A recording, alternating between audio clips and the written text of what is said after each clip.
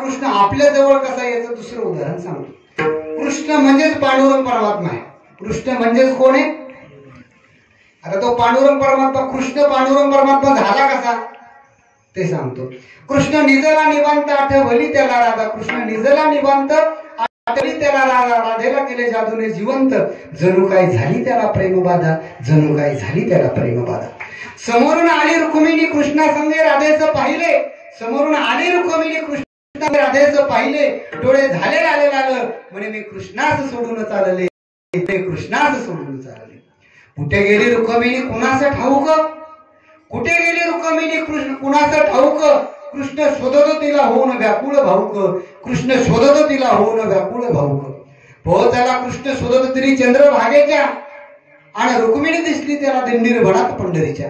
पोहोचला कृष्ण शोधतो तरी चंद्रभागेच्या, आणि रुक्मिणी दिसली दिंडीर वनात पंढरीच्या।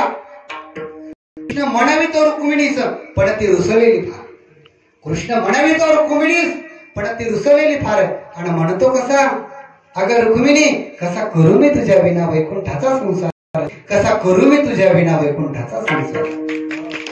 पुंडलिकाच्या घरी आली कृष्णाची स्वारी, पुंडलिकाच्या घरी आली कृष्णाची स्वारी, पुंडलिक करतो आई बापाची सेवा, ठेवू उभा विटेवर कृष्णाला दारी, ठेवू उभा विटेवर कृष्णाला दारी। वीट फेकली, वाट पाहता पाहता कृष्णाची मूर्ती राहिली, वाट पाहता पाहता कृष्णाची मूर्ती राहिली, विटेमुळे विठ्ठल प्रचिती झाली, विटेमुळे विठ्ठल प्रचिती झाली। भूमंडळी विठ्ठलास बापा आणि रुक्मिणीस आई, भूमंडळी म्हणे विठ्ठलास बापा आणि रुक्मिणीस आई, आणि बोला जे विठोबा रुक्माई, बोला जे विठोबा विठोबा।